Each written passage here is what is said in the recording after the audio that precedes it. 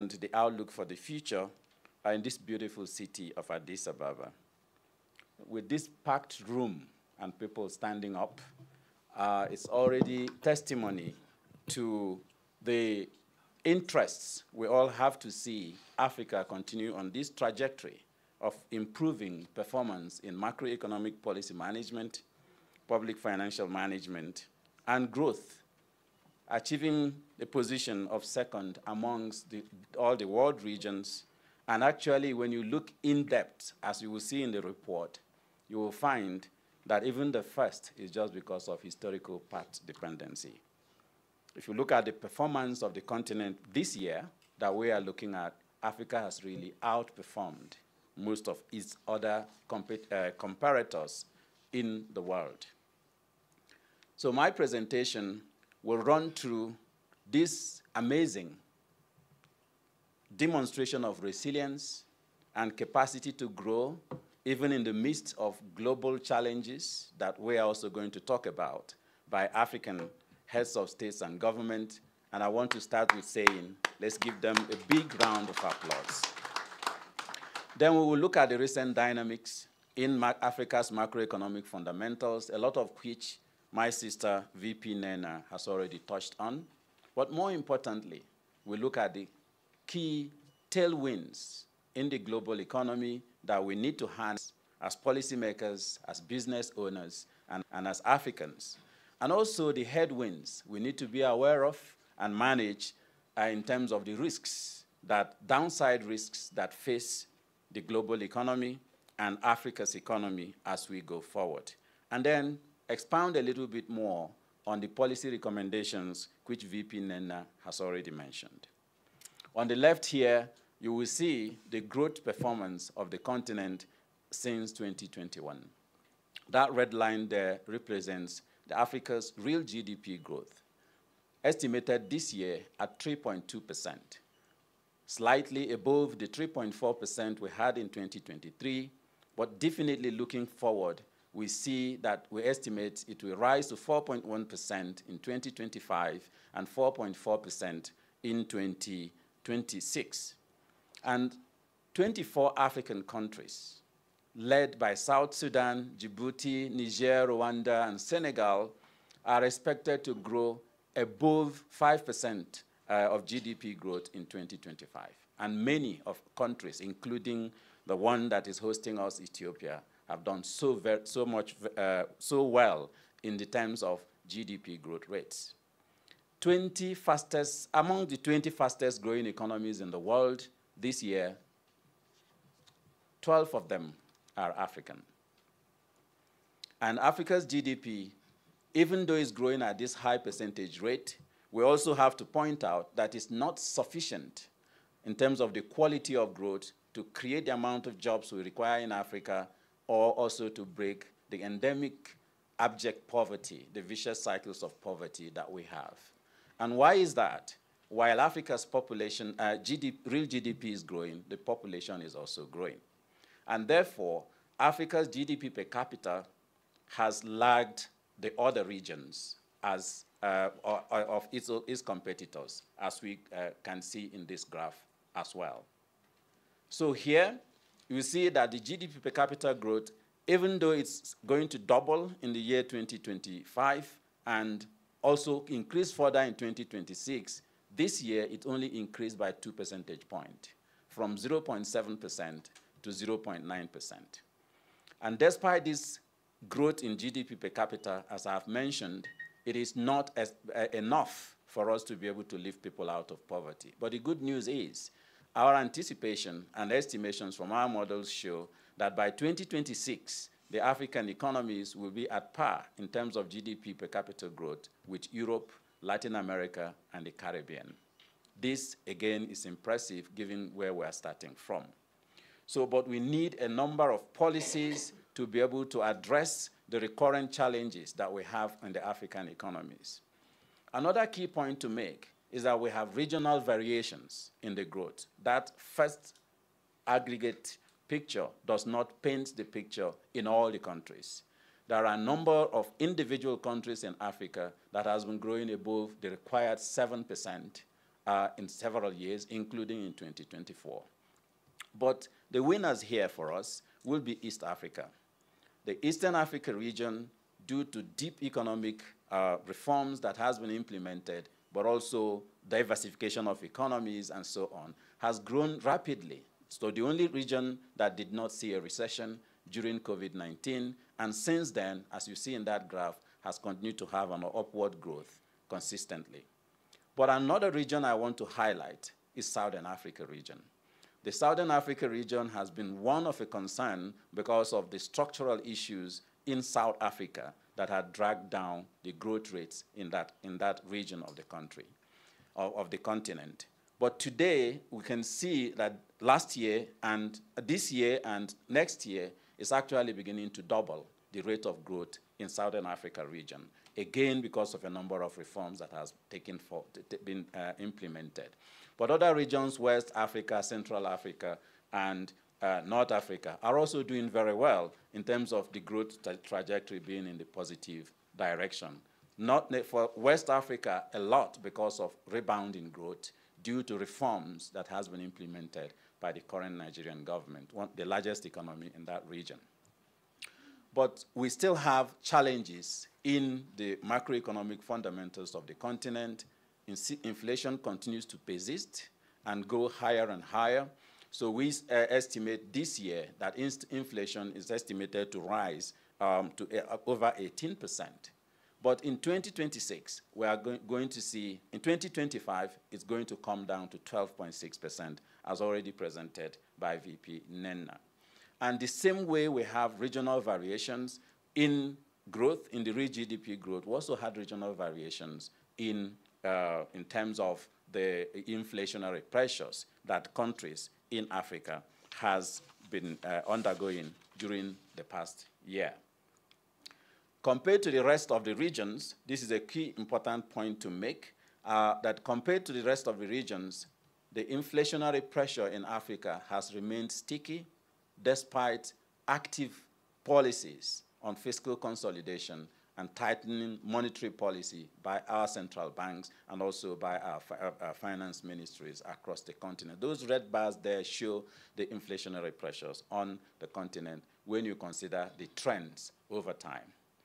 And exchange rate depreciation has been seen, based on this report, as the core driver of the inflation pressures that we have seen on the continent. Most of the countries in Africa saw rapid depreciation of its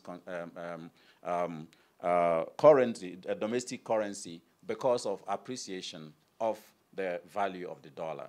So this, again, is something that we really need to look at.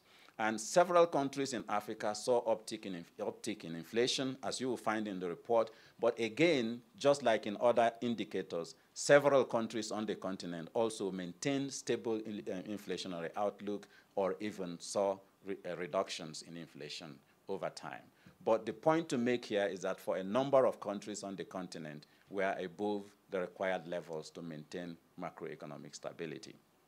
On public debt ratios, we are also seeing a decline in the gross ratios of public debt to GDP on the continent, now going down, but still higher than the pre-pandemic period. And we see that the challenges that it creating that uptick in public debt has been what we continue to talk about, the spread that we have in the Africa's risk premium, with the continent paying about 3.5% more in terms of the returns, the rates of interest that we pay. And with this, Africa is losing about $74 billion annually. Again, this is why the decision of the African heads of states to implement an Africa Credit Rating Agency is a decision in the right direction. In terms of fiscal deficits, we're also seeing weakening in the fiscal conditions of countries. I'm not going to go into much depth because of the challenges of time. And so both in the fiscal and current account positions of the continent, we need to do a bit more. But the challenge is that also it's not internal factors only that is driving these challenges within the continent. So external issues continue to create pressures on governments on the continent. So if we try to look back not just to think about 5-year term of growth on the continent, we see that some of these trends we are talking about in terms of challenges in the macroeconomic fundamentals of the continent is systemic. So we've seen episodic growth on the continent, maintaining about 4.0% per year for the past 2 decades. But we also see that this growth rate, despite being impressive, and we're saying it's second among the other regions, is not enough to create jobs or lift people out of poverty. And this is why with the African Union Commission and AUDA-NEPAD, we'll be releasing a report tomorrow on key actions to be able to break these challenges that we'll continue to have on the continent. So the volatility in our GDP is because we continue to rely on commodities, and by nature, the global market price of commodities is volatile. So further diversification of our economies remain a key policy action that we need to continue to watch. External flows has also continued to decline. In terms of inflows to Africa, we have seen a rebound last year compared to what we talked about in 2024 MEO report, but FDI flows declined by 3.4%. Even our own remittances declined by 2.7% because of the new developments in the global policy arena that we see and different policies that are impacting our citizens that are in the diaspora, but also impacting financial flows to the continent. ODA also declined slowly, but it's beginning to return a little bit, but still the hoping for more ODA resources for Africa is, we need to be think about it carefully, especially with regard to the recent developments that we're seeing across the countries. So Africa continues to struggle to address one of the major issues that is the fundamental basis for economic growth everywhere, domestic revenue mobilization. And VP Nena has already talked about it and given us the figures. We require a minimum of about 25% of GDP growth, GDP in terms of tax revenue collection, and Africa is just about half of it, around 15% that currently. But again, this varies across countries, and even tax revenue, government revenue, is far too low to be able to drive transformation on the continent. So with all this picture, what are those upside and downside risks that we need to talk about? Ongoing disinflation in the advanced economies could come with some benefits for Africa, because again, even the inflationary pressures in Africa is sometimes due to imported inflation. And as conditions continue to improve, especially in the United States and Asia, our trading partners were expecting some pass-through effects in the coming years for the continent. Continued fiscal consolidation efforts can also bring some benefits or disbenefits, consolidation in the developed countries, but also in Africa could bring some benefits or disbenefits depending on how within the continent we marry our fiscal and monetary policy to ensure that the monetary policy stance is not going to be hurting growth, SME development, and general productivity increments within the continent. Now, we have seen successful debt treatments in some African countries, and that has led to better fiscal prudence amongst countries, and that's part of why we're seeing the debt to GDP ratio coming down. So if we continue in that effort and even do preemptive debt treatment and debt restructuring, not waiting for when we get into debt default risk, then we will be able to continue to improve the fiscal position of our countries. But stronger growth in the United States and Asia are two key areas that is supposed to be upside risks for Africa in terms of being tailwinds that can help Africa to move forward. But again, looking at recent developments in the United States, even that we need to be very careful about. Now, thinking through, lines between effects on citizens, but also effects on businesses as we make those policies going forward. I will leave deglobalization and the geopolitics of growth and fragmentation we're seeing as a last one, because for me, this is an area where Africa really, really needs to think carefully. We all know that the global financial architecture has not been favorable to the continent, but even that global financial architecture is dismantling itself. So what do we do as Africans in order to position ourselves in this time of crisis so that we achieve what our veteran Kofi Annan always said, not to let any time of crisis go to waste? So we need to think carefully about how, when we're hearing friendshoring, reshoring, America first, and all the other first, how we also put Africa first. So we need to think very carefully about such policies that will improve regional economic integration and improve macroeconomic prudence in Africa and boost regional trade, regional productivity, manufacturing, and others. But there are several policies we have indicated that to address this particular risk that you will see in the reports. But these geopolitical tensions and global and regional conflicts also has a lot of pass-through effects to Africa. And again, for me, the solution to that is very clear. Our heads of states and government, for example, have already agreed on the Africa Continental Free Trade Area Agreement. We need to stop having discussions on ACFTA and just get it done. We don't have time, because time for technology transfer, the windows are closing. Time for capital flow into the continent, we are seeing continued decline if you continue to watch it. So while we still have time to build alliances, do our own friendshoring and reshoring, let's do it now and not continue to have discussions. But climate shocks also continue to be a systemic risk that affects the continent in two ways. We know that the physical impacts of climate change is costing Africa 5 to 15% of GDP per capita growth every year. This is huge, more than $7.5 billion every year, addressing climate adaptation and climate mitigation issues. But another point that is subtle is that interpretation and use of climate policy has become one of the major challenges and bottlenecks, that is headwinds for financial flows coming into the continent, into critical productivity boosting sectors like energy. So we also need to think about just transitions and how we relate with climate policy in Africa and how we engage with the rest of the world to ensure that those regimes of policies are not used to upend growth on the continent. But the persistent inflationary pressures is something we have already talked about. So what are the key policy recommendations if we look at this picture that we have talked about? Macroeconomic policy reforms continue to remain an important and, in fact, a sine qua non for a necessary condition for growth to be sustained on the continent. We're doing well on GDP growth, and we can also even do much better. As you will hear tomorrow, there are key actions that if we continue to take, we will continue this path of upward growth and be able to reach that 7% mark required to break the vicious cycles of poverty on the continent.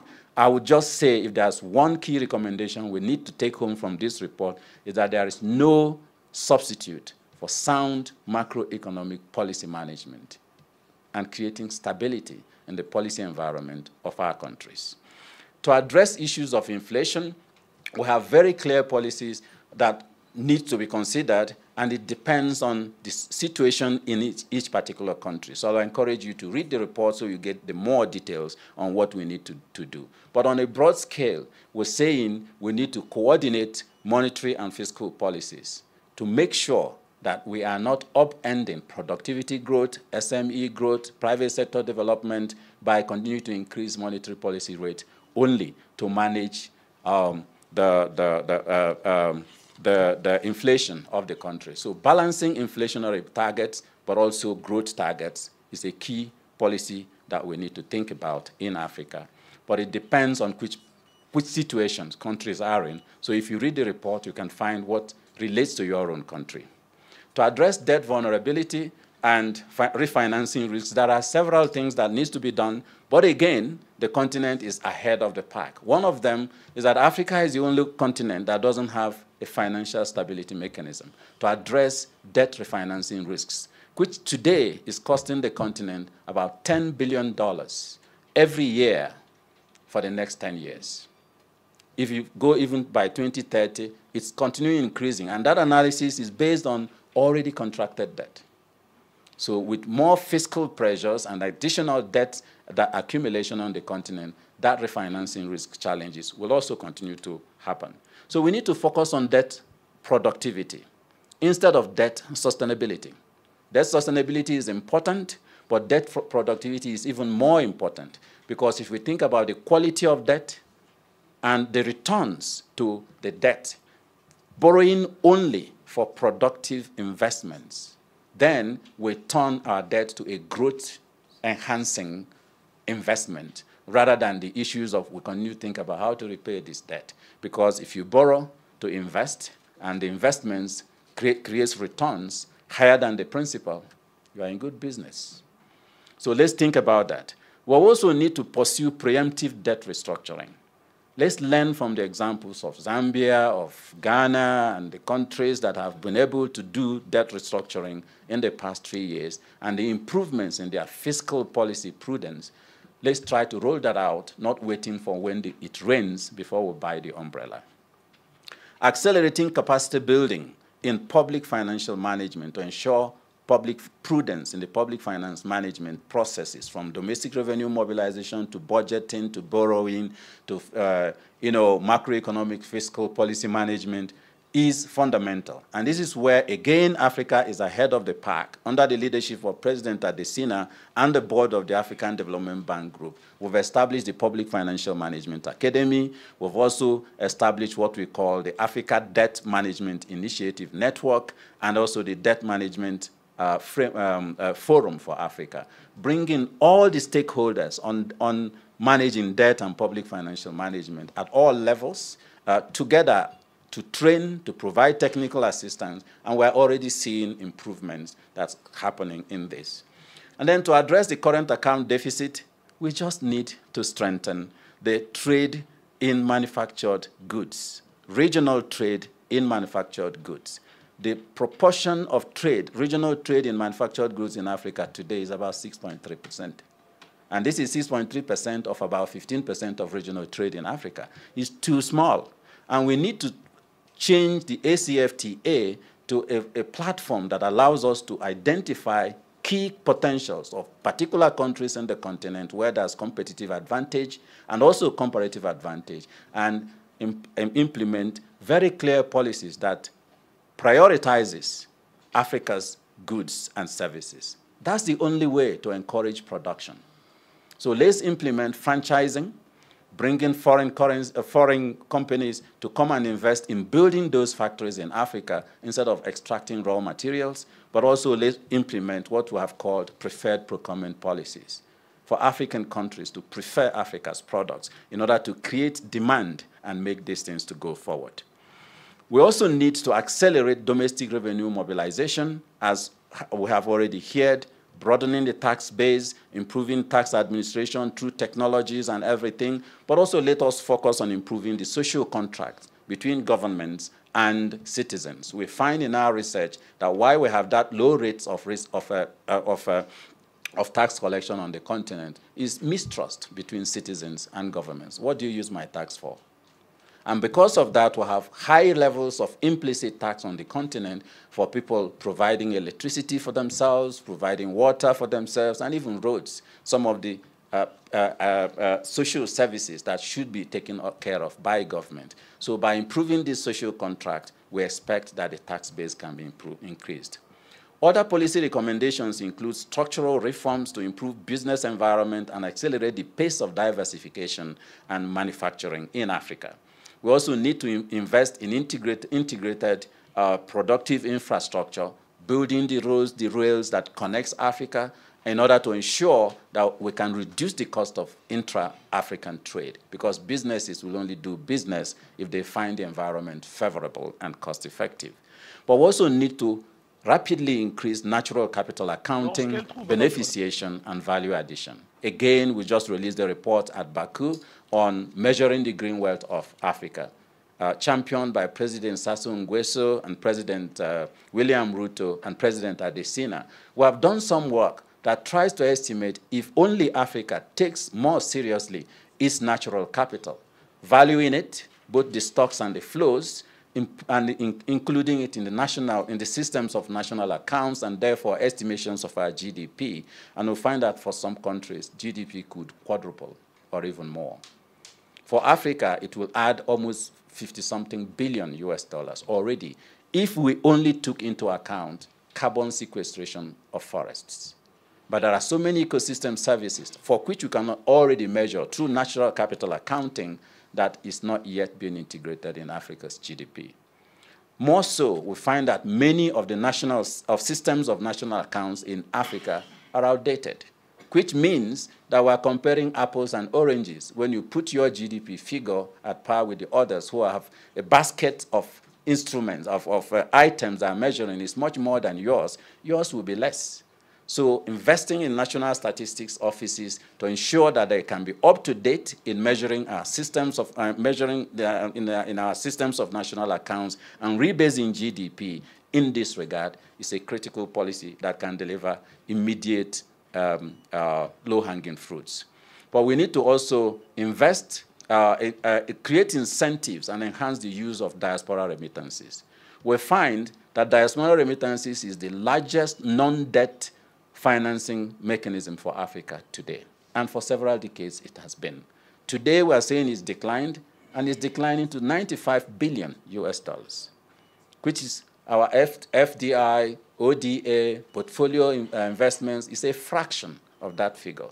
But the challenge is that it's going into consumption smoothing. So the challenge to African countries is to create instruments that can securitize those remittances, enhance the use of diaspora bonds in mobilizing resources, build trust within this, with our diasporans outside, and create opportunities by building a more reliable and a stable policy environment to make them to even invest more. But through securitization, we can channel that to building human capital, creating businesses, and other things, basically financing Africa's development with Africa's own resources. I also urged reforms in the global financial architecture, both the debt architecture, but the capital markets, climate finance. We have already released reports showing that all these are actually, the resources are flowing in the reverse direction. My closing words would be to say, the African Development Bank, under the leadership of the President Akinwumi Adesina, and also the African Union Commission, under the leadership, the Trade and ATIM Department, the Commission, and Mushanga sitting here, we have all collaborated to do a lot of work on identifying what needs to be done for Africa to maintain this trajectory of growth and break the vicious cycles of poverty. And in all these studies, we find that it is possible. There are very many low-hanging fruits that already can put Africa's GDP even much higher than Asia, but the issue here is implementation. So we need to focus on implementation. I've highlighted some of those reports on measuring the green wealth of Africa, and also a report on the key strategic actions to achieve inclusive growth and sustainable development in Africa that will be launched, that will be presented tomorrow, and then also the Africa Financial Stability Mechanism that will also be presented tomorrow. So what we do in the African Development Bank, we identify, we analyze Africa's economies, we identify the challenges, but we also liaise with the relevant stakeholders, national governments, the African Union, and our development partners to create solutions. Let's use them.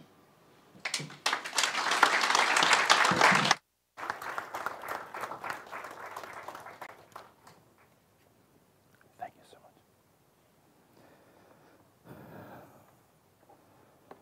A very challenging task, but one that was delivered exceptionally well.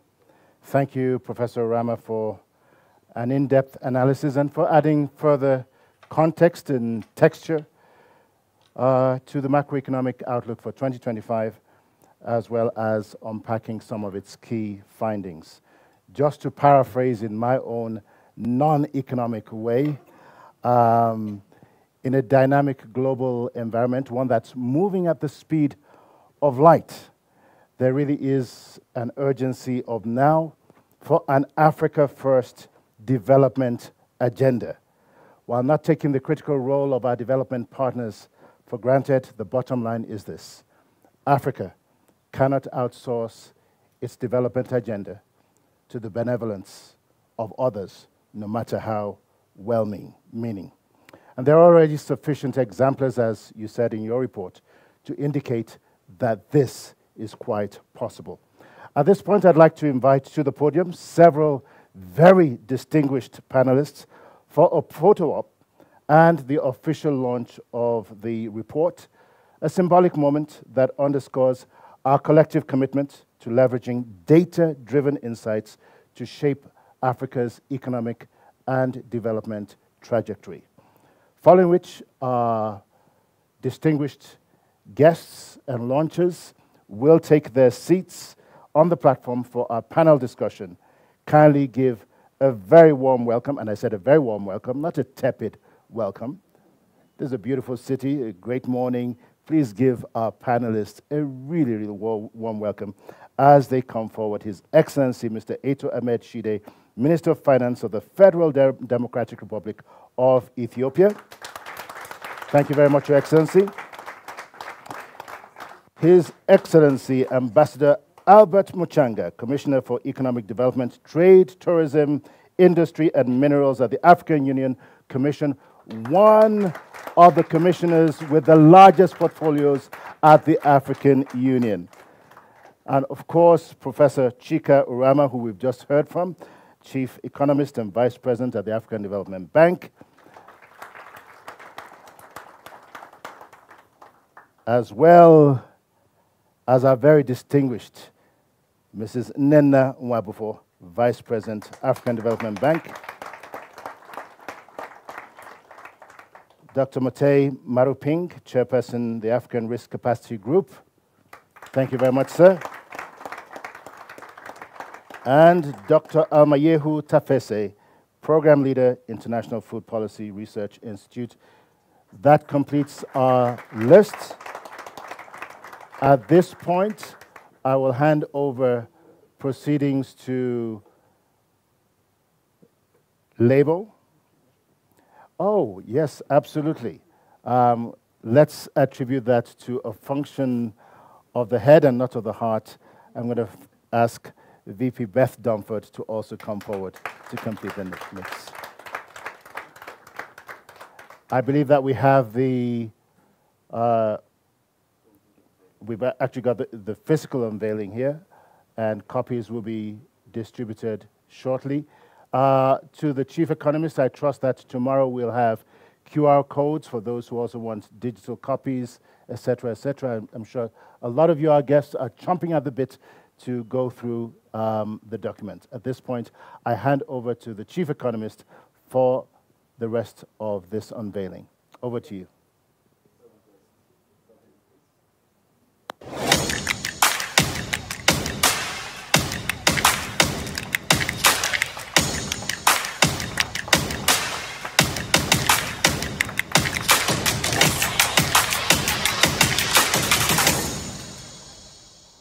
So there'll be opportunities to receive physical copies. So for those of you who are Gen Zs and post-Gen Zs who are digitally savvy, there are also QR codes for the digital version. And that will be available on screen. There it is. Thank you very much. Once again to the Chief Economist and his hard-working team and other members of the management team at the African Development Bank. Please give them a warm thank you and welcome for the excellent work done. Thank you very much. I'm going to ask that with the exception of the Chief Economist, that our panelists please take their seats.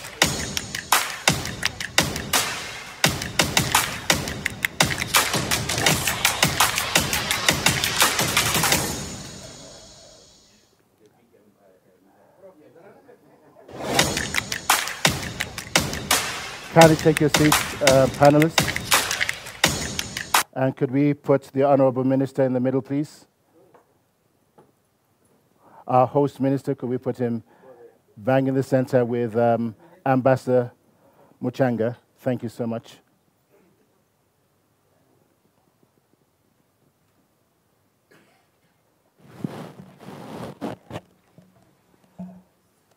We also have joining us virtually His Excellency Mr. CDKM Keita. I trust that we have him online. If we do, kindly acknowledge. He is. Okay, excellent. So again, we're going to try and move at the speed of light. And I'm going to start with His Excellency Ahmed Shide, the Minister of Finance here in Ethiopia, our host minister. All one has to do really is look around and see the very fast-paced infrastructure development that's taking place in Ethiopia. We heard earlier about the very robust GDP growth in Ethiopia, which is about 6 to 7%, depending on which numbers you're looking at.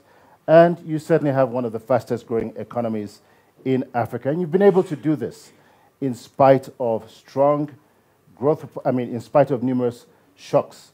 So, my question to you, Your Excellency, is what specific homegrown economic reforms have been responsible for this? What is it that you're doing that we need to pay attention to? Thank you. Honorable Ministers. And could we kindly crank up the volume a little bit? I'm not sure if everyone in the back can actually hear our panelists. Can we see a show of hands if the volume's good enough? I see one hand in the back. Okay, we're good. Thank you very much. Thank you, our moderator, Excellencies, Ministers, Madam Nina Nawab Bouffé, FDB Vice President, Excellencies, other Vice President as well, AU Commissioners, distinguished guests, ladies and gentlemen. It's a great pleasure and honor for me to join this distinguished panel to reflect on the report launched by African Development Bank on macroeconomic outlook of Africa. I just want to reflect first on the report. The report is informative, rich in analysis, and bold in its discussion of policy implications. It underscores the fragility of Africa's economic growth, which is projected to hover around 4% in the near term. So we need to keep an eye on our growth. This stands in sharp contrast to the 5% or more growth rate the continent registered in the last 2 decades before the recent multiple global shocks, including COVID-19 pandemic, the war in Ukraine, and internal conflict in some parts of Africa. The report also highlights persistent macroeconomic instability in many countries, with inflation averaging 19% and the fiscal deficit reaching a record 4.6% of GDP since the pandemic. Debt remains a pressing challenge, and the risk is growing. A lot of countries are facing debt distress. So I think a coherent and consistent policy and a homegrown solution for our economic issues is very much important. Regarding the recent Ethiopia's macroeconomic management, since Prime Minister Dr. Abiy Ahmed came almost 7 years ago, Ethiopia is embarking on a comprehensive macroeconomic reform agenda, economic opening up, economic reform, where we are rebalancing the role of the state in the economy. We are moving towards private sector-led development, diversification of our source of growth, enabling the private sector, and public sector efficiency enhancement has been the major agenda of the whole government. Ethiopia, like many African nations, has endured global and domestic shocks. However, what sets us apart is bold steps we have taken to restore macroeconomic stability, build resilience, and accelerate growth.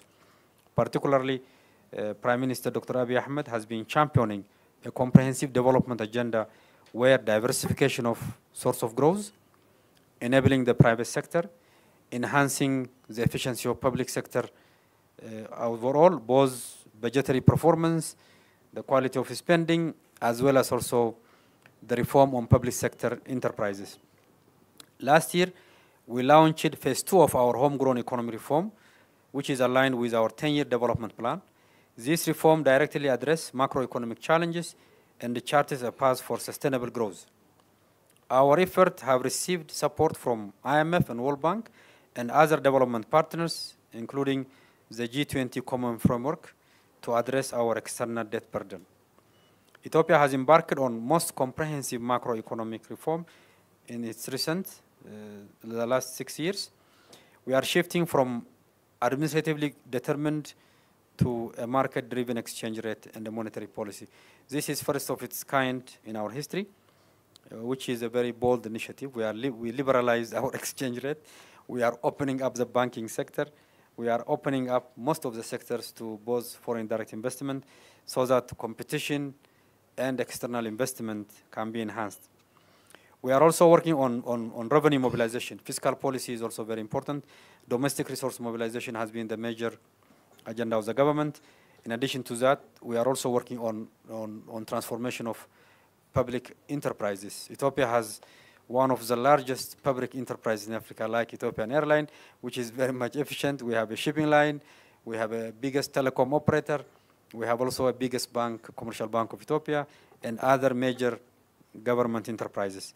Their efficiency has been enhanced, and through that, there has been significant economic dividend. As a result of this macroeconomic reform and diversification of source of growth and enabling private sector-led growth, we had a lot of successes. Particularly, inflation has dropped from around 24% to 15% this time. Foreign exchange reserve and FDI inflows have improved significantly. Our tax revenue has significantly increased, strengthening our fiscal position. We need to do more in terms of tax to GDP ratio, but in terms of absolute collection, there has been significant effort. We are also working on social protection programs, which has been expanded significantly as a result of the exchange rate liberalization and the new monetary policy. We are subsidizing fuel, fertilizer, medicine, essential goods, so that the poor can be protected from the reform. Real GDP has grown last year 8.1 percentage points. This year we are expecting more than 8.4 percentage point of real GDP growth, which is a very significant. You can see in Addis Ababa the massive expansion in terms of infrastructure of the city, development of the city, urban renewal, so that the city will be beautiful, clean, green, as well as livable, and the mobility is ensured, and also basic urban infrastructure is to the standard. This is not only in Addis Ababa, it is also in all parts of Ethiopia. And the diversification of source of growth, both in urban development as well as agricultural development in rural areas and mineral sector development, has been a major source of growth in the economy. So Ethiopia, with its size, now is the biggest economy in the region. With the current macroeconomic reform, we are expecting significant investment, expansion in the growth capacity in the economy. And as a result of that, we expect Ethiopia will continue to be the engine of regional economic integration, regional economic pillar, and stability. I would like also to really thank African Development Bank. I take this opportunity to commend our strong partnership with the African Development Bank, which has reached new heights under the leadership of President Azed Adesina, to whom we express our deepest gratitude and the leadership. While this may be his final term, we are sure of him that Ethiopia will continue to be his friend, and he's always welcome to work with us. He's going to be a global voice for African development, so he's always welcome to work with us.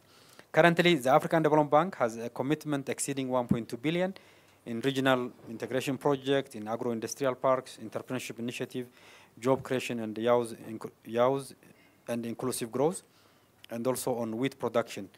And Ethiopia is working with African Development Bank in regional integration project. Regarding global financial architecture, I think we need to do more by ourselves now. Global partnership is important. Reform of global financial architecture is very important.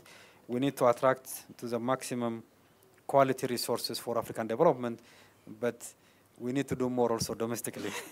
Allow me to come back to you again, Honorable Minister.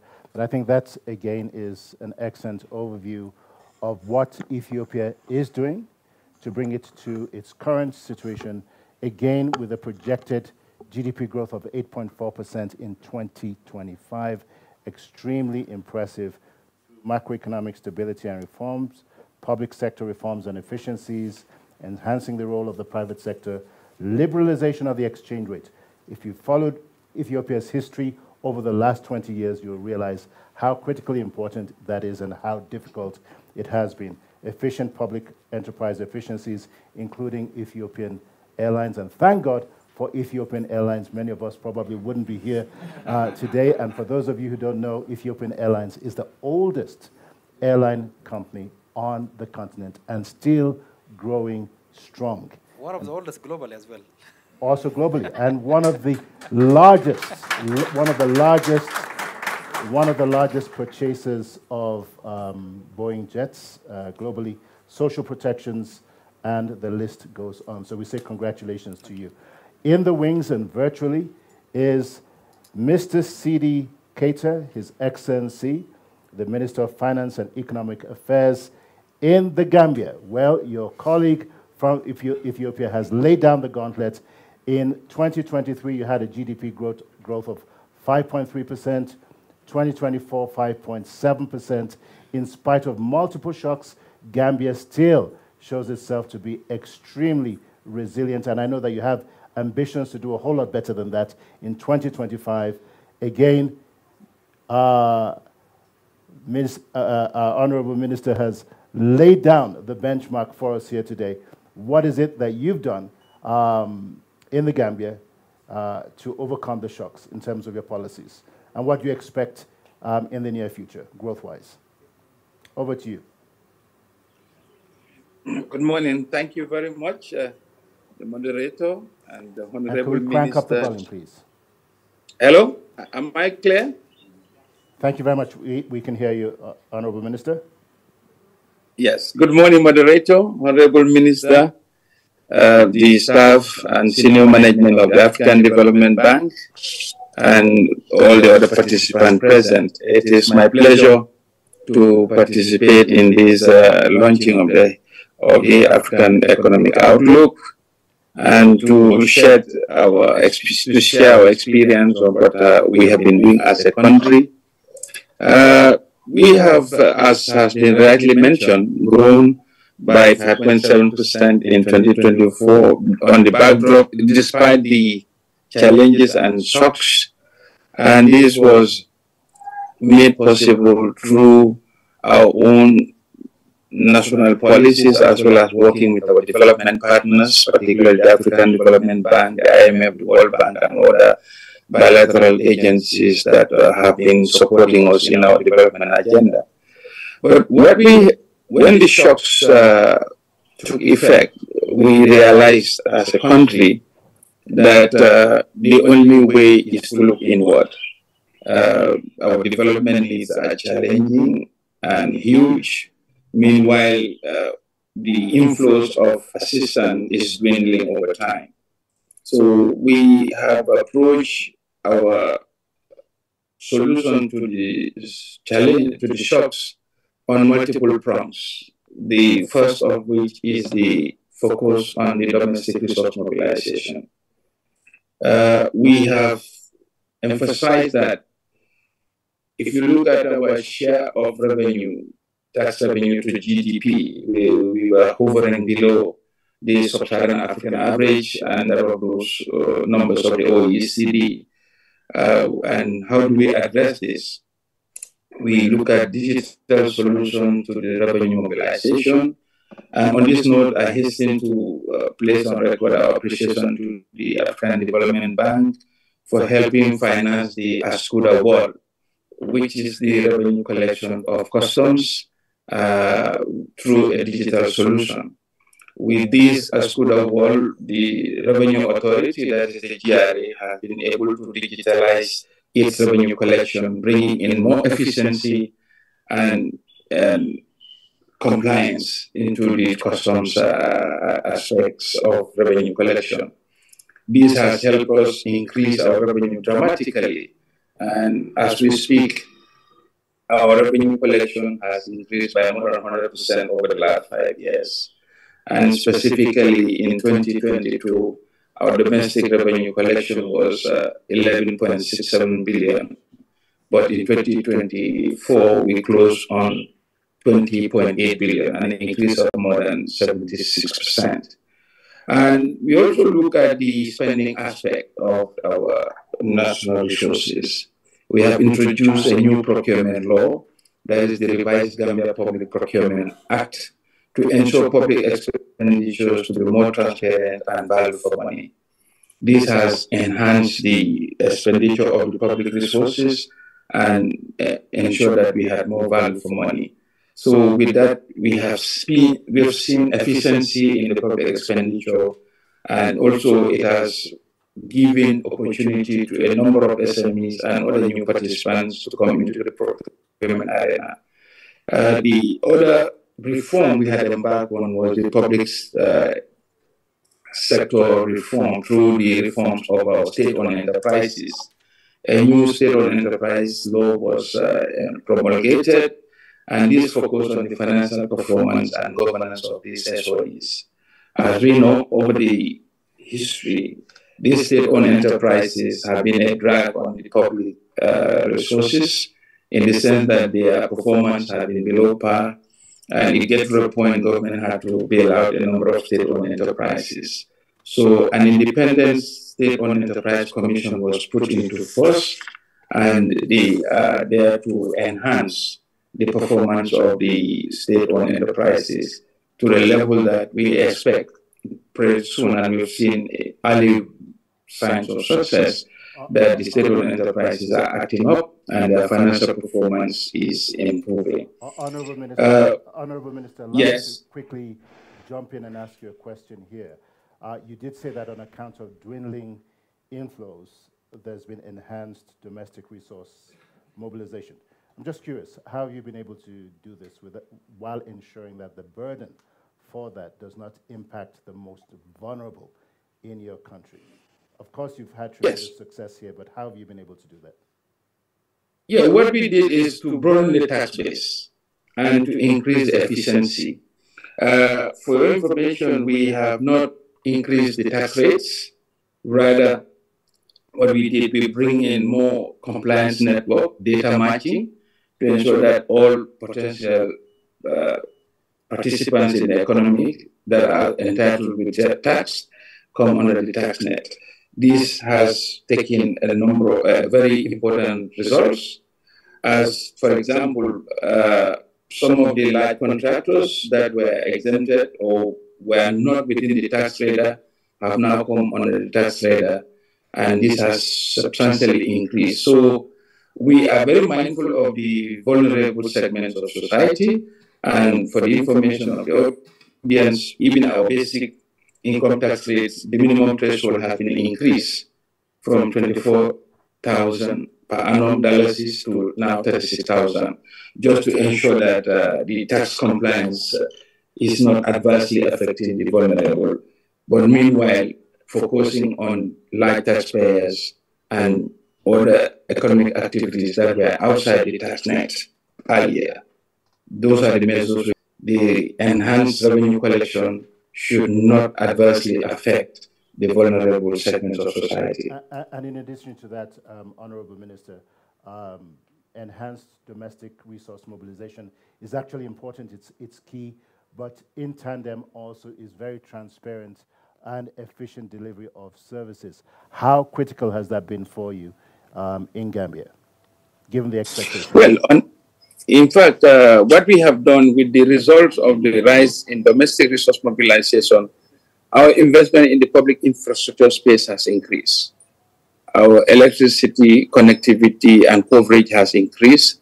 And today, as we speak, our coverage of the access to electricity is 63% as of now, and we expect this to rise to almost 90% by the end of the year, with the ultimate objective of universal access. The second element of that is investment in the road infrastructure. Connectivity and connection has been very difficult in the past, but we have now relied on domestic resources to expand the road network, and this has resulted in very positive outcomes, with some of the travel times being reduced by more than half than before the development of the infrastructure. I'm sure some of the participants in the room would have recently come to the Gambia during the OIC summit, and they would have seen the new Batin Hadin Highway, which has actually reduced the travel time between the airport and Banjul by more than half. So we are also cognizant to ensure that as we are collecting the revenue, we are giving results to the citizens or increase service delivery.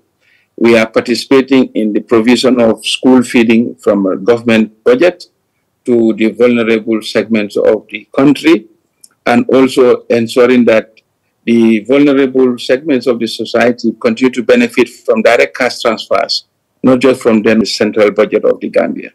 So this is how we are translating into action the results of the efficiency gains in the revenue collection. And of course, we are providing 100% free education from kindergarten to grade 12, all funded through the public purse. And we occasionally, depending on the fuel price at the global market, if the prices hike through the plant prices are very high, we also subsidize the fuel prices to ensure that the external shocks of the rising fuel prices are not directly passed on to the society, which cannot cope with it. So these are some of the measures that we have been adopting to ensure that the citizenry continue to see benefits of the efficiencies that are being registered in the domestic resource mobilization space. And based on these reforms, what are your projections for 2025 in terms of GDP growth? Well, our projections for 2025 are about 6%. We have seen some positive wins already as our entire economic activities have seen substantial increase. The efficiencies in the road network, the electricity access has given rise to the development of body entrepreneurs in places that were never able to be. For example, today, if you go up provinces, you can see machinery, carpentry, and welding workshops that were not possible in the past. And this has even been translated into a revised urban-rural migration, with some people even relocating back to their communities due to the access to the electricity and the good road network. Excellent. Thank you very much, Honorable Minister. Just hold on for us for a second. We'll still come back again to you next. I want to go on to His Excellency Ambassador Albert Muchanga, who has done an incredible job over the last few years working with the African Development Bank on multiple fronts. We're really indebted to you, Your Excellency. We thank you really for the role that you've played and continue to play on behalf of the bank and on behalf of Africa. You have one of the largest portfolios of all the commissioners at the African Union. As we've said during these proceedings, we're at a crossroad, really globally. Geoeconomic fragmentation, rising protectionist measures are reshaping global trade and investment. We've heard about an Africa First agenda. These are the significant long-term implications for where we are at the moment. Are you worried or are you optimistic? What's the future that you see and what do you feel Africa should be doing at this time? Thank you very much. Am I on? Yes, you are. Okay. Thank you very much, moderator. The world is unpredictable, and the challenge is a fact of life. Every day, new issues come up. The question is, how does one respond to those issues? And also, sometimes you need to look towards the future and try to foresee the developments and to say, how do I ensure that if these issues emerge, I'll be able to maintain the position that I have and safeguard my interests. We'll look at these geopolitical issues. Since 2021, I've been sending a message to Africans, even the policymakers, that the era of aid as we know it today is coming to an end. And the reality before us is that some countries are now more or less doing away with institutions that were designed to channel aid. And other countries, we had a meeting of the Development Committee of the World Bank and the Commissioner for International Partnerships at the EU more or less said what I said, that aid as we know it has come to an end. Therefore, the answer is, how do we position ourselves to ensure that we are able to merge out of it? So the question of domestic resource mobilization has been at the forefront, and we have working with the member states to ensure that, as indicated, they increase tax collections, they broaden the tax base, they digitalize, and they also eliminate illicit financial flows going outside Africa. And some of the countries, as indicated here, are doing quite well, but others have not yet been able to do it. That is the first point. The second point is that the issue of economic integration comes into play, very much so. The African Continental Free Trade Area is a good start, but we need to go beyond it, because there is trade deflection in the free trade area. The best way to safeguard that is to come up with a common external tariff. So you need to move towards a customs union / common market. And we did come up with the readiness assessment towards an African customs union / common market. The ministers responsible for integration across Africa are looking at that document. So when we have that document, we're going to have a single trade policy for Africa, which is very, very, very good. And related to that is a question of macroeconomic convergence. When you look at the growth rates across Africa, they are not uniform. Well, Ambassador Muchanga, let me just jump in here, particularly with regards to the African Continental Free Trade Area. Okay. For a lot of observers who may not be fully integrated into the work of the African Union, we've been talking about Africa's integration for ages. Yes. But it's still not yet Uhuru. Yes, we're doing much more business with the rest of the world. Yes. We're sitting on an abundance of resources, but yet we just seem to be moving marginally. What can we do to accelerate the integration of our markets and trade, as well as adding value across borders? I think that's one of the critical issues of our time right now. Just help us understand. Yes, first and foremost, we have created the African Continental Free Trade Area, a market space for trading. Absolutely. The challenge now comes to the business sector to respond. And in my statements, I've always said, since we established the African Continental Free Trade Area, I've never had a business person across Africa welcoming the establishment of the African Continental Free Trade Area to say, we are happy that you have established this market, and since it's a large market, we are going to invest so much in this market.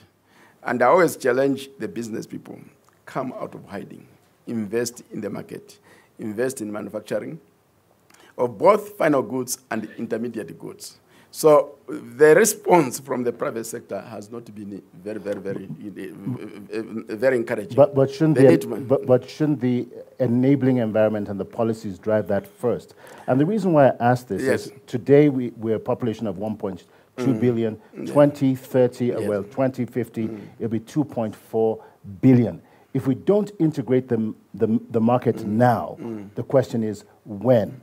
Well, some time back there was a study by the African Export-Import Bank which said the stock of infrastructure that we have right now in Africa is capable of increasing intra-African trade. I've forgotten the figure, but relatively large figure. So we are underutilizing the current stock of infrastructure. We need to do more. Because what I would expect the business houses from Africa is to come up with the logistics centers across Africa, warehouses across Africa. I would also expect the shipping company, the private sector from Africa, the private sector from Africa, to start planning of coming up with any African shipping line. My dream is that one day we are going to have ships moving across Africa both ways, delivering goods and taking them inland. Right now, what we have is a situation where we depend on ships owned by foreigners to ship goods from Africa to the next African country. And before they come to Africa, they have to go to Amsterdam and other places. So it comes back to the issue of the business. We are sitting on potential.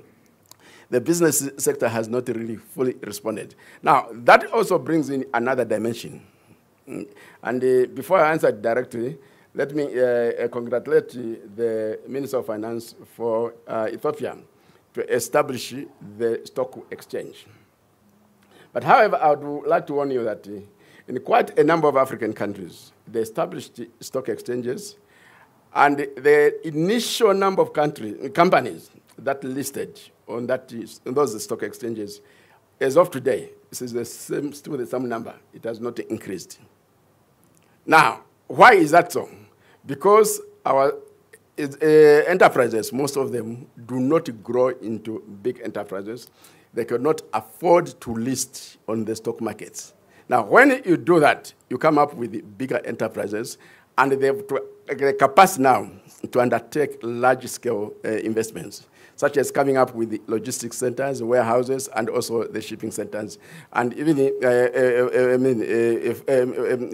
freight companies to move goods across the continent. So the challenge is the private sector. Now, when you look at the challenge of the private sector, if you Google right now, you Google Africa Wealth Report 2024. What you'll find there is that the aggregate investable wealth of the African billionaires, centimillionaires, and the ordinary millionaires is $2.5 trillion. They are not investing that money because they don't see any opportunities. Okay. So why is the problem? So Ambassador, it does seem to me, therefore, that there's an opportunity for a convergence between the African Union, the Africa Continental Free Trade Area, the African Development Bank, other development partners, and the private sector, a major convening to move this forward. As you said, even in terms of logistics, moving a container of goods from Dubai or China to Africa costs much less than it does shipping the same volume of goods from Ghana to Nigeria and vice versa. So in terms of the value chains that need to be developed, the logistics, as well as the increasing role that AI is going to play, what can we do? You've talked about some of this, but rather than wait for the private sector, can we have a convening as quickly as possible with all the major stakeholders coming to the table to move us to the next level? Well, the African Development Bank already has a platform, the African Investment Platform. Then the question is... Which is business-based, but we're talking about the convergence of policies. Okay, I'll come to that. Yes, they are doing very well. Now, within the margins of this ongoing Assembly of the African Union, I think either on the 15th or on the 16th, we are going to bring together the African financial institutions. That's it. And the question is, what do you want us to do for you to unlock your investments? Let's hope they'll respond.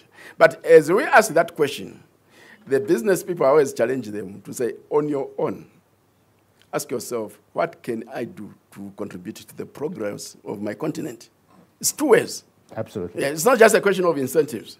They should also try to look for opportunities and seize them. And when they see the opportunity, they say, we are going to take advantage of that. Absolutely. Now, back to the issue of growth of big businesses. The World Bank, I don't know which, one of the Economist Intelligence Unit, they came up with the report around December. Their assessment was that the problem with most of the African businesses is that there are so many small-scale enterprises. True. And most of them do not grow into big enterprises. So we needed to create conditions where they can grow. And it's a question of also the businesses also creating the conditions where they can grow. And I always give the example of a Chinese company, SANY, Sunny. 34 years ago, it was a small, and when it established itself, its basic strategy was that we should invest 5% of gross revenue every year into innovation and research and development. And they were very disciplined. They did that. They use that money to go around the world to buy small enterprises as a source of transfer technology. Today, it's a multinational company operating in Africa and other parts of the world. That's the challenge that we give African entrepreneurs to say, come out and say, how can I contribute under the present conditions to the progress of my continent? Thank you. But before I leave, let me indicate that the issue of reform of the global financial architecture came into the picture. The African Union now is a permanent member of the G20. Absolutely. And we are very much seized with the situation. We are dealing with it in the G20.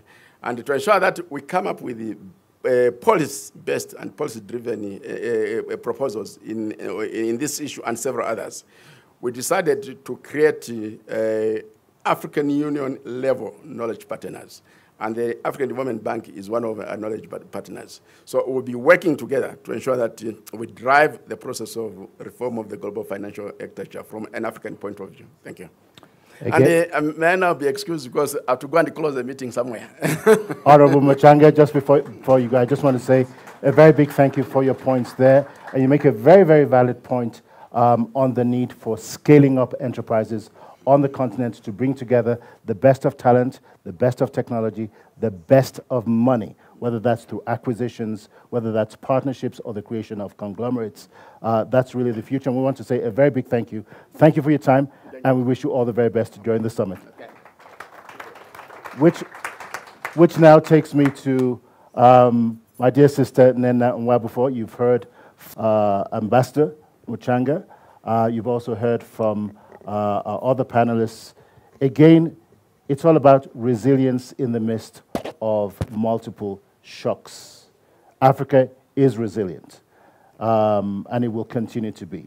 What are those things that you see that countries can do to further build their resilience and better position them for development and growth? Thank you very much. Yes, we are saying Africa is... Could you speak into your microphone, please? Thank you. Yes, we are saying that Africa is resilient, but I think there are still quite a lot of opportunities that the countries can take. Our resilience in Africa has mostly been reactive and also at the primary level. You find that Africa still has a long way to go in terms of structural transformation and diversifying its economy. A lot of African countries still depend on one commodity. There were countries that depended on tourism. COVID came. Everywhere was shut down. It was chaos. There are countries that depend on mostly agricultural produce and without even any value addition. Even during COVID, you found that most of those countries couldn't export their products.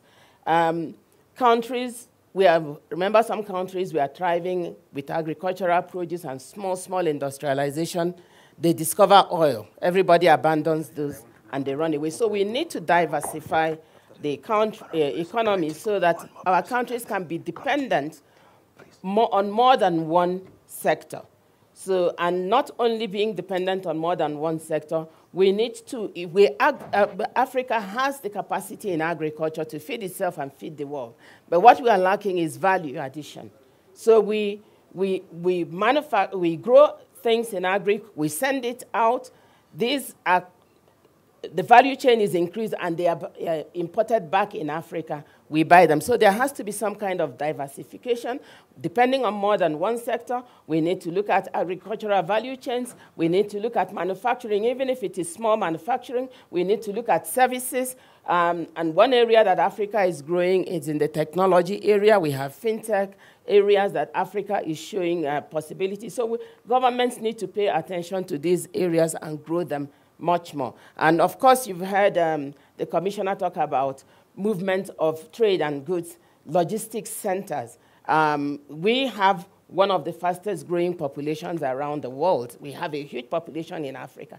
Logistics is going to be key if we are going to grow our trade. So there are opportunities for countries to diversify their economy. But one low-hanging fruit that I see is that we need to build strong economic policy framework so that we can enhance our microeconomic stability, because that's one area where Africa is being shaken all the time. So we need, some kind of coordination between our monetary and our fiscal policy, because it's important that we ensure that fiscal spending will align with what the central bank actions are.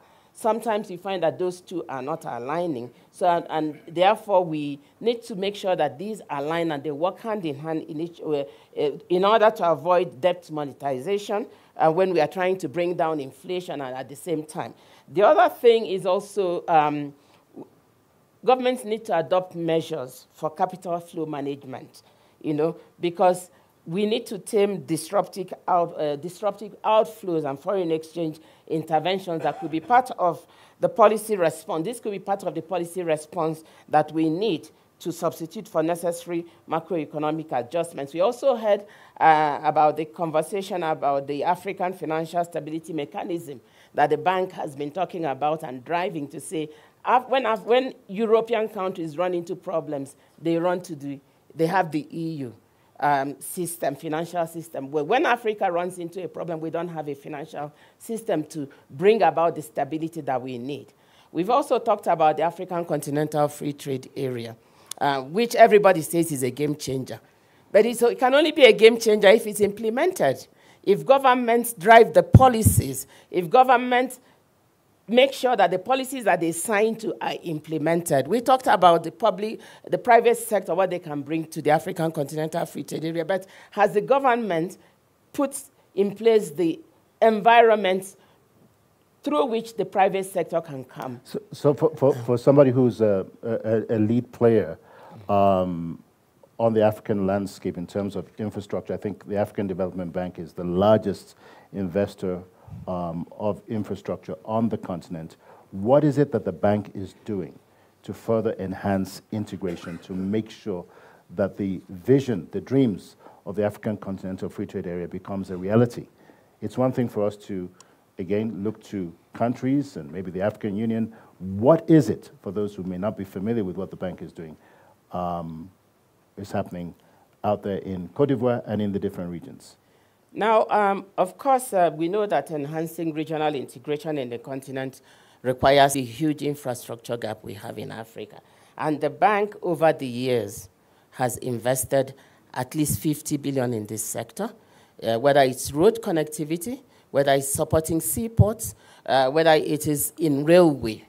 And some of the examples, one, at least until recently, I was in East Africa. The bank has built roads to connect Kenya to Ethiopia, Djibouti, Kenya to Sudan, Tanzania. We currently, as we know, Tanzania is involved in a massive railway, building railways. We have invested about 700 million to support connectivity between Tanzania and Burundi in terms of railway, and we leverage that 700 million as a lead arranger to raise we are raising about 3.2 billion to support that infrastructure. We have also built bridges that are connecting Senegal and Gambia is a very good example. We have the Kasungula Bridge that is connecting Botswana and Zambia. We have the Nakala Corridor that is linking Zambia, Malawi, and Mozambique. And so we have a very big track record in this area. Even the African Continental Free Trade Area, working with the African Union when it was being established, the bank invested $5 million to support the establishment of the African Continental Trade Area. This was in 2020. That's the headquarters in Ghana. In Ghana. Yeah. And in 2022, we provided an additional amount of equivalent of about 11 million to strengthen the functioning of the Secretariat, to make sure that it can work with other development partners to make sure that they realize the full potential. And in less than 1 minute, how optimistic are you that we can accelerate Africa's integration a whole lot further than we have right now, given the urgency of now? How optimistic are you? I'm very optimistic. Realistically. I'm because one, Besides what we've done so far, the bank is supporting in building payment systems. We already succeeded in building payment systems across all the countries in East Africa. We are also supporting in terms of building internet connectivity. We are also supporting in terms of making sure that digital infrastructure is available to support. But I think, and as you know, on Tuesday, we launched the 9th edition of the African Visa Openness Index, because we are trying to encourage African countries to open up to other Africans to come and invest. Okay. Integration is not going to be done when people cannot cross our borders. Thank you. Thank you very much. And I'm going to come to, before the Honorable Minister leaves, I'm going to come to Dr. Muttai Maruping, the chairperson of the Africa Risk Capacity Group Board. We've heard a lot about the issues of perception, risk perceptions on the African continent, and the impact that that has on investments. What is it that you think can be done to mitigate this? How much of a factor is it? And will the development of an indigenous African credit rating agency be the solution? And how realistic is that from your perspective? No, I know it's a lot of questions in one. Yes, and you have every right to do so. So many questions before us on the continent. Thank you very much for having me. And if you could kindly raise your microphone just a little bit more. And I want to really allow me to congratulate the team that put together the document, very comprehensive, given the circumstances. So, Professor Oruma and your team, we congratulate you. From the word go, I want to point out that, you know, it's a mathematical fluke when we see the growth rates or real growth rate. We must be careful that it's dependent also on the base. The least developed the country is when it makes some strides, the percentage is very high, very impressive. Unlike as the country grows, a given percentage is a given percentage of a large amount. So we have to be careful. So least developed countries really have to be in the double digit, preferably. And then those that are higher already, then we can be talking about 7, 8, and so on. Okay, right. 2, aggregates hide a lot. And, I'm sure, although we must aggregate sometimes, but the variance can be very, very, very wide. Among countries and within countries, distribution, so they can hide quite a lot. So as we read the report, we have to have this at the back of our minds. So I see that what I'm being called upon to address very briefly really is the question of whether the African economies are being accurately evaluated, and then also what can we do to enhance credit worthiness. If I repeat some of the things, but they are relevant to enhancing or to doing that, it's like a song, you know, a refrain. When you go to chorus to make a point, the message is in the chorus. So some of the things Professor Oruma had mentioned. One of the first things to go for that accuracy in evaluation is accurate, you know, is to strengthen the statistics function in our countries. We have to ensure that we have comprehensive data, that it, you know, we're talking about scope here or adequacy. We have to have accurate data. We have to have punctual data. It has to be punctual, not stale, because that will be passé, that will be something that is far off, so that you can adopt a proper remedial action. See, timeliness, adequacy in scope are very important. So that way we will get a very clear a still picture as well as the motion picture, then we know policy measures. How deep do we go? You know, it's like a doctor assessing you, and then the dosage, you know, what kind of medication, the dosage, how frequent, and so on. You need that data to do the same with the economy. So we have this sketchy data so far. Once upon a time, I was governor of the central bank, and I remember whenever the IMF and the World Bank came for Article 4 consultations, they would be going around and working with guesstimates, interpolations and extrapolations, maybe some even guesses, I guess. If they were friendly to you, they would give you a good report. If they had issues with you, they would give a negative one. So really, our countries have to join the ongoing data revolution. Now about enhancing credit thing. So our bottom line is that I don't see perceptions, I see misperceptions of the African risk. That's what is going on now.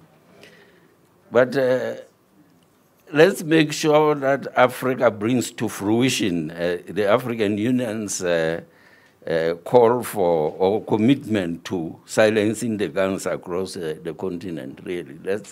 It may be hard, but let's pursue it, really. Very hard, because that is very important in enhancing creditworthiness. And let's go to the old staple. It may be an old song, but it is as valid as it was when it was composed, this song.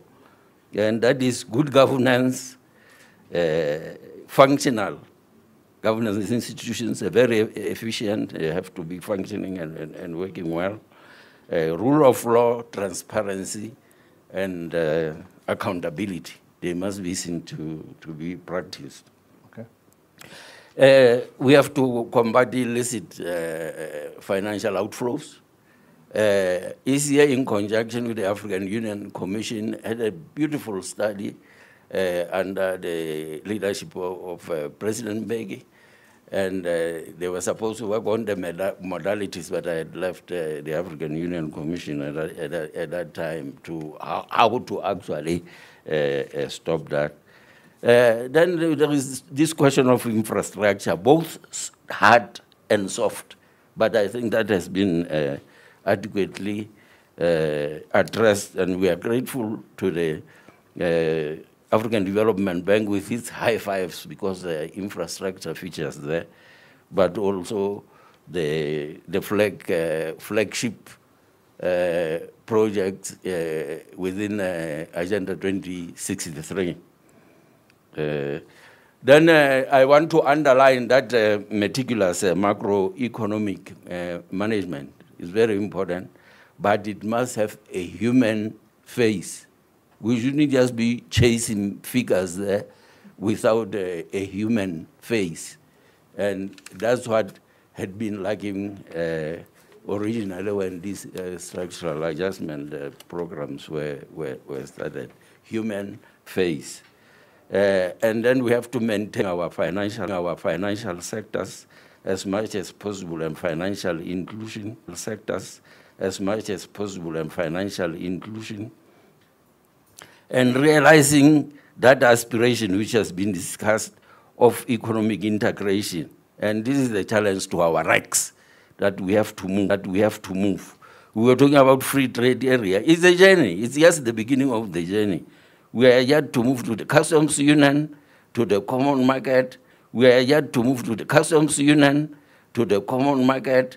You know, the international, the last point, the skewed international financial architecture. It's very skewed, and it has to be dealt with. Now, credit rating, well, they have to reform themselves because they are using archaic methods. They are using superficial information. They don't engage with the institutions in in the countries that are concerned. And they are often swayed by the narrative of the international media, which of course takes pleasure in bashing Africa. You know, you can't make it as a good journalist in international media houses unless you are a good Africa basher. So you have to. I think, Dr. Merrill, yeah, you're opening up a huge can of worms there. I know I'm being provocative, but unfortunately, there's much validity to what you said. I remember a number of years ago, I was looking at the BBC, the BBC's front page on its website, and there were about 7 stories on Africa, and there was not a single one of them that was positive.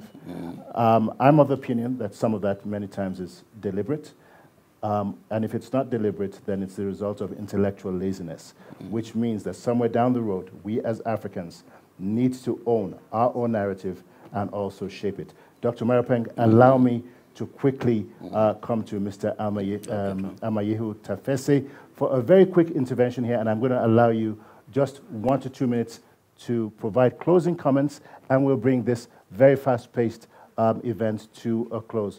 So, Mr. Tafesse, we've heard quite a bit about some of the challenges that we're facing, the shocks that we're facing, and one of those has been in the ag and food space. Spiraling food prices, which again have led to inflation. If there are 3 things that African countries can and must do on a continent with an abundance of land, an abundance of labor, water resources, and interconnected markets, what are those 3 critical things that we should be doing to move the agenda forward? And I ask this question very deliberately because for many Africans, the greatest proportion of their spending and their income goes to food, not accommodation, to food. And in many countries at the moment, it's even impossible to have 3, let's not even talk about 3 square meals a day. I think even just having one round meal a day is a challenge. In the paradox of plenty, what is it that we can and must do to change the picture? Thank you. Comments from you, and then we'll take closing comments and bring our event to a close this afternoon. Okay, thank you very much. And if you could speak directly into your microphone, maybe raise it a little higher. Yeah, there we go. Okay, can you hear me? Yes, we can. Thank you very much for the opportunity. So this is a very critical question. There are 2 ways of looking at it. The first is mitigation. The other is creating resilience. In terms of mitigation, I will be brief. It is necessary to have at least 3 major interventions, policy interventions at the country and regional level. The first of an effective early warning system that tracks food crisis situations and enable policymakers and others to identify where these crisis areas are, what are their sources, and how to address them. The second related would be having an anticipatory action framework. A lot of assistance for emergencies come after the crisis has occurred, not before, and by then the damage may have been already done. Obviously, lives are saved as a result, but the longer consequences in terms of productivity may have taken place already. So it is useful to have these anticipatory action plans which identify responsibilities, allocate resources, and also shift the focus from immediate reaction to a more long-term solution. The third item in terms of mitigation I would like to highlight are social protection systems. These are obviously programs which provide assistance to the vulnerable, and they serve in non-crisis times to support and boost the welfare and capabilities of those vulnerable ones. But at times of crisis, they provide protection. And these obviously would be an important element that many countries can adopt.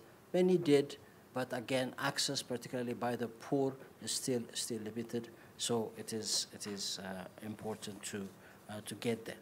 Now, at the core of all this challenge of shocks is our circumstances. First, agriculture is still with low productivity, and it is operating in changing circumstances with population growth, fragile environment, climate change, fragile institutions, including conflict, and also, but the potentials that you outlined, land, water, young population, and so on. This is a multidimensional problem, and more recent understanding of that has shifted the orientation to have a food system transformation perspective, where this systemic approach is adopted. But because you asked me to identify 3 things, I would mention very quickly what they need to be. One is agricultural productivity has to increase significantly, and this requires investment in productivity-enhancing technologies, including improved seeds and climate-smart technologies, irrigation, animal breeds, and so on. Second, agricultural commercialization has to be accelerated significantly, because that opens up the positive feedback loop between markets and productivity or production to the future. And the third, which has been talked about already here, and that is expand inter-Africa trade in agricultural commodities, such that we have a more reliable food supply. Let me stop there. Thanks. Thank you very much, Mr. Tafese. I'm going to allow our panelists to provide closing comments here, very short, 1 to 2 minutes. Give us your take, not just for what we've heard, but what you believe that we need to do moving forward. I'm going to start with the Honorable Minister from Gambia, His Excellency Mr. Sidi Keita, who is online, I trust is still online, to provide the first closing comments, and we'll start with our panelists and end with our Honorable Minister from Ethiopia. Again, kindly bear with us, Honorable Minister. I know you have to run. Well, let's do that. Honorable Minister from Gambia, Minister Keita. Segment of society, and ensure that the low and middle income earners are not adversely impacted by the enhanced domestic resource mobilization drive. Another area is to ensure that we trade more as a continent. If you look at the interregional trade, it's so low. If you look across African borders, it takes such a long time for goods to move from one country in Africa to another. And all these inefficiencies are added onto the cost of goods in the continent. This is artificially increasing the cost of living, and these barriers are not adding any value to the process. If you compare other European countries and other parts of the world, movements of goods and people within those regions are very fluid. So for Africa to grow, that must also be looked at. Thank you. The third element I would focus on is investment in infrastructure. Infrastructure is the artery to any economic development. So we must invest in the road and digital network, as well as electricity, to ensure that our citizens can be able to move from place to place with a leasing rent and within the shortest possible time, have access to affordable and reliable electricity, as well as having access to the digital world through technology. Thank you very All much, these Minister. reforms, digital domestic resource mobilization, cannot be done by only policy changes, but digital solution is the way forward. And to do so, you need a strong digital backbone, affordable and reliable energy, so the services can thrive. I think these are my interventions, and I appreciate the effort of the recommendations in the report. I hope as Africans, we should do less talk now and work more on delivery. Amen to that. Honorable Minister, thank you very much for those closing comments, and you're doing a fantastic job in the Gambia with the reforms that you're implementing, as well as the government of the Gambia. I'm going to go to Mr. Tafesse for your closing comments. Again, 60 seconds to 120 seconds, 1 to 2 minutes each. Thank you. I'll be very brief. I think. And if you could speak directly into your microphone, sir. I think there are a lot of ideas, plans, aspirations, and policy interventions that we have heard today, and we have been hearing all along, and successes also. So I think the key in the future, the key direction should be implementation capacity.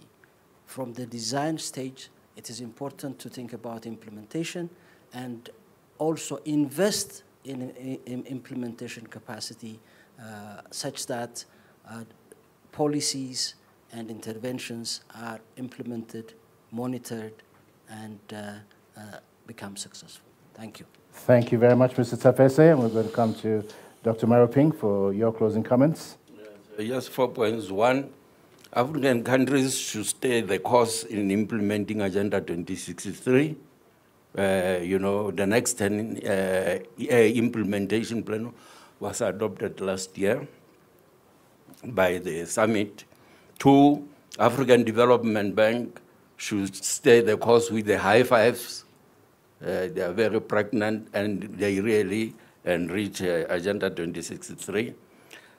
3, an indigenous rating agency would be a good idea, basing itself on objective and basing itself on quality data, which we hope can come by. 4, credit rating would go up, knowing, or raters knowing that as we do all these developmental efforts, in the background, I think as he was saying, there is capacity, and that's where Africa risk capacity comes in. Thank you. So it should be supported. Thank you very much, Dr. Maroping. Mrs. Nena Nwabufo, your closing comments. Thank you. Two things quickly. I think when Professor Rama spoke, he spoke about debt productivity, because debt is not so bad, but it's what you do with debt. So I think countries should begin to focus on what productivity can they drive with the debt they contract, especially the external debt. The second thing I would like to talk about is this credit rating agency for Africa. The question is, if you have an African credit rating agency, are people going to, can you use that to leverage your borrowing in the international market? It may not be so. But up till now, the African countries, organizations, we do not have a basis to challenge and to question the international credit rating agencies. So if we have one that is growing in Africa, we can use that as a basis to challenge whatever is coming. And once we begin to challenge, I think the topic on redefining the financial architecture will change, because it will give us the basis to say, we have been cheated so far. We have the basis to prove you wrong. We want a new financial architecture that will give Africa a more favorable platform. Thank you. Very excellent point there. And in addition to what the chief economist, Professor Rama, said earlier, factoring the value of Africa's natural and green wealth. We're going to leave the last closing comment, but certainly not the least, to our host minister today. Mr. Shide, please, your own closing comments. Thank you very much. I would like to reflect on a few points. First of all, Africa's development is a global public good, and the partnership is very important. But most importantly is the national ownership. Countries should own its development paths, and the commitment has to be internally driven, but also most importantly globally supported, because Africa's comprehensive addressing the macroeconomic imbalance, which also paving the way to attract FDI by improving the ease of doing business. So I would like to say four issues are very important. Leadership is very important. The last 6 years demonstrates significant economic policy reform, macroeconomic reform, and development-oriented government intervention. And this is a result of quality of intention and quality of attention by the whole leadership, championed and of course led by the Prime Minister. So leadership is very important. Second, the whole government approach. Ethiopia's macroeconomic reform, we have come from state-led growth to towards private sector-led growth. And a lot of economic reform and opening up and liberalization required bold leadership and whole government approach. And most of the agendas of economic reform is well-crafted, internally debated, consensus is reached. Be well, our sister. So the whole government approach is another very important issue. The third is massive public participation. For example, the Green Legacy Initiative, championed by the Prime Minister, for the last 6 years, we are able to plant seedlings up to 40 billion. Tens of millions of Ethiopians every year during rainy season voluntarily participating on seedlings. And this is significantly boosting afforestation program. So as a result of this approach, in addition to that, the role of the private sector, some of the initiative of the government to diversify the economy, for example, in terms of greening urban cities, making cities livable, tourism destination development, is not only financed by traditional resource mobilization. A lot of voluntary contribution by the private sector has enabled those investments. So the role of the private sector is very important. As a result of this holistic approach, Ethiopia has sustained huge investment on infrastructure. Most of our debt is quality debt. I say quality because we have created railway, we have created expressway, we have created hydroelectric dams, we have built a lot of transmission lines, we have created sugar industries. All of the debt Ethiopia owed to international creditors, we created quality assets, generating significant return for the economy. Not necessarily cash, but economic return for the whole economy. That is also driving Ethiopia's growth agenda. Agricultural development, industrial capacity building, export promotion, all this is significantly contributing to our growth. And digitalization, particularly under the Prime Minister's championship, we have expanded financial inclusion, digital financial services, and digital government services. And this is significantly enhancing productivity also. Green development is another area. Most of the infrastructure development in Ethiopia has also regional dimensions. Railway, we built it together with Djibouti. The express roads, it is toward Djibouti or Somalia or Kenya. The energy, we are the largest exporter in the region, to exporting to Kenya, to Sudan, to also Djibouti. We are now building the second line to Djibouti. So Ethiopia and its development trajectory is not only benefiting Ethiopians, but also benefiting the entire region. That's why regional integration, regional solidarity is very important. So local ownership, local commitment with global support is a way forward. Thank you. Thank you very much. And on that note, that's an excellent note to bring this very robust session to a close. Just really 8 quick points here. Less talk, more action. Implementation, capacity investment, stay the course on Agenda 2063 and the high fives, an indigenous ratings agency based on credible data, external debt productivity and quality debt, national ownership of the development agenda, leadership and a whole government approach rather than silos, green legacy initiatives, agricultural transformation, as well as the deepening of a digital economy. Distinguished ladies and gentlemen, excellencies, really, this has been a very fascinating tour de force of the 2025 macroeconomic report. I just want to end by saying Africa's future is not predetermined by global shocks or uncertainties, but rather by the bold choices we, the people, make. Let us leave this room today with a shared commitment to translate data into decisive policies, challenges into opportunities, and potential into prosperity. Distinguished ladies and gentlemen, I sincerely thank you on behalf of the organizers of this event for your patience.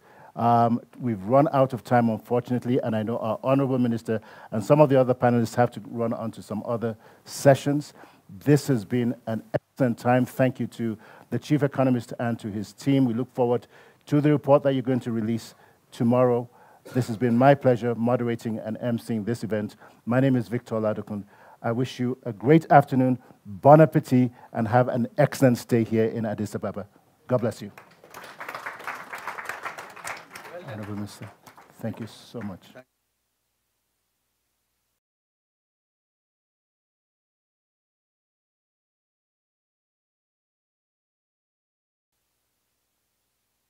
A quick photograph.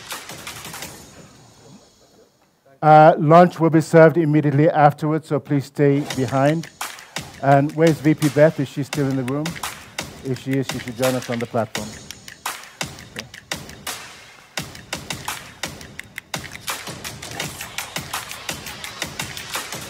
Thank you very much. Thank you. Professor, thank you. Great. Honorable Minister, thank you so much. Thank you very much. Mr. Tapese, thank you so much for being with us. We really appreciate it. Thank you, sir. Awesome job. Awesome job.